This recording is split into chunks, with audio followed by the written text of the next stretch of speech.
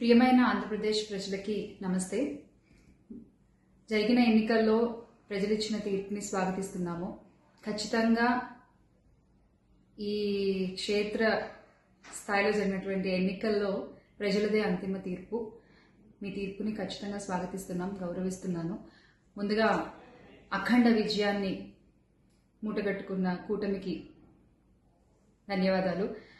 పెద్దలు నారా చంద్రబాబు నాయుడు గారికి, అలాగే పవన్ కళ్యాణ్ గారికి, బీజేపీ సభ్యులందరికీ, పురంధరేశ్వరి గారికి, అందరికీ కూడా హార్దిక కృతజ్ఞతలు తెలియజేసుకుంటున్నాము.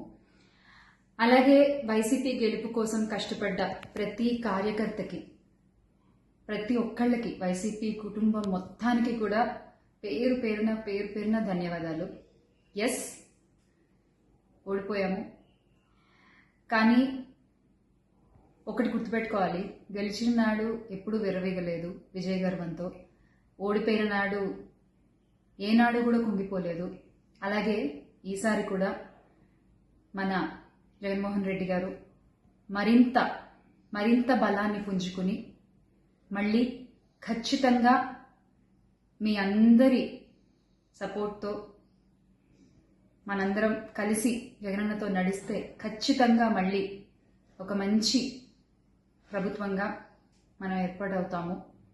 దేవుడిపై నమ్మకం ఉంచి ప్రజలకి మంచి జరగాలని కోరుకుంటూ, ఎస్, ఎప్పటికీ జగనన్నతోనే అందరం కలిసి నడుద్దాము, మంచి చేద్దాం. ఏదైనా ప్రజలకి మంచి జరగడం ముఖ్యం. ఈ 5 ఏళ్లు కూడా ఆంధ్రప్రదేశ్కి ఎంత మంచి జరగాలో అంత మంచి జరగాలని మనస్ఫూర్తిగా కోరుకుంటున్నాను. జై వైసీపీ, జై జగన్.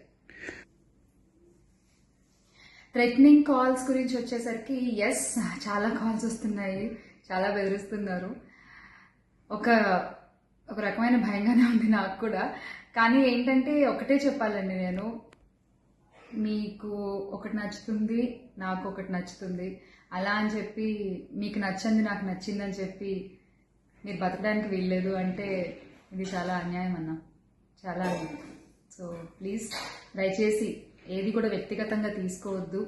నేను వ్యక్తిగతంగా ఎవరిపైన విమర్శలు చేయలేదు, చెయ్యను కూడా. ఎప్పటికీ నాకు చాలా గౌరవం. ఎవరన్నా కూడా వ్యక్తిగత విమర్శలు ఏవి నేను ఎప్పుడు చేయలేదు, చేయను, మళ్ళీ చెప్తున్నాను. సో దయచేసి మీరు కూడా ఏది పర్సనల్గా తీసుకోవద్దు. ఎస్, ఒక పార్టీని గెలిపించేటువంటి ప్రయత్నంలో నేను ఎంత చేయాలో అంతా చేశాను, ఉన్నదే చెప్పాను, లేనిది ఎక్కడా మాట్లాడలేదు. దయచేసి దాన్ని అర్థం చేసుకుంటారని కోరుకుంటున్నాను.